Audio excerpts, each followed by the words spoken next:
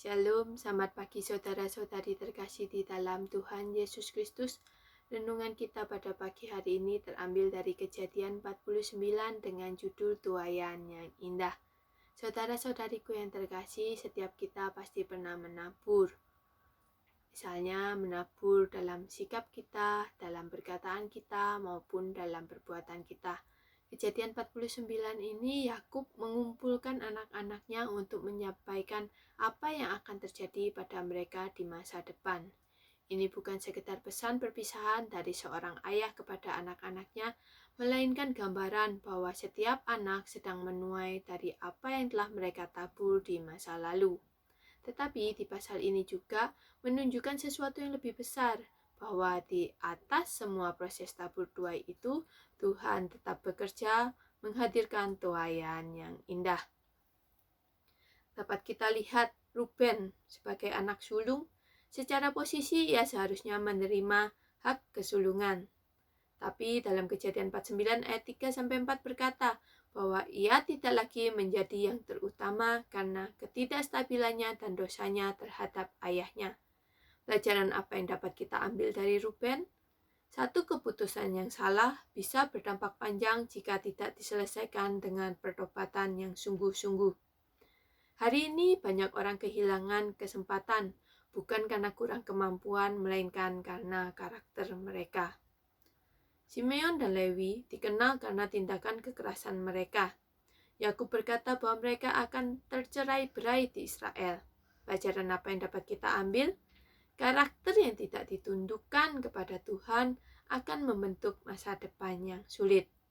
Emosi yang tidak terkendali seringkali menghancurkan keluarga.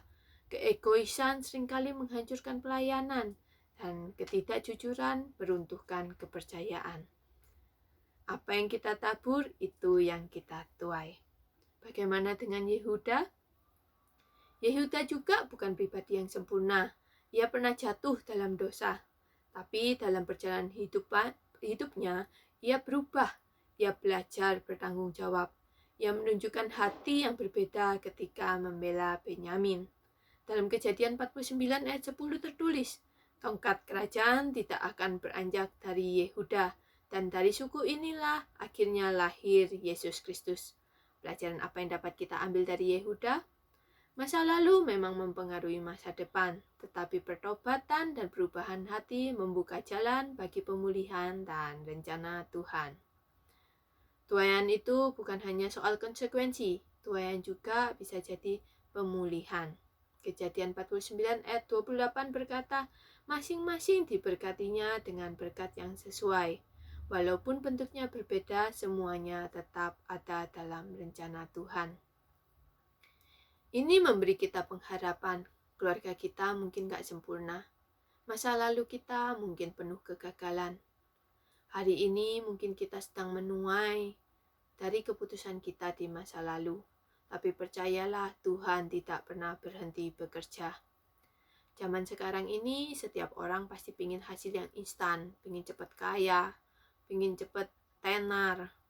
Tetapi Tuhan bekerja melalui musimnya.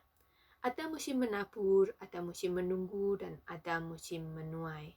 Serta bersama Tuhan musim itu tidak akan pernah sia-sia. Renungan ini mengajak kita untuk bertanya pada diri kita, apa yang sedang kita tuai hari ini? Apakah itu hasil dari keputusan kita di masa lalu? Apa yang sedang kita tabur saat ini untuk mendatangkan masa depan yang indah bagi kita? Kita tidak bisa mengubah masa lalu, tapi kita bisa memilih apa yang kita tabur hari ini. Jika masa lalumu penuh kesalahan, ingat masih ada anugerah.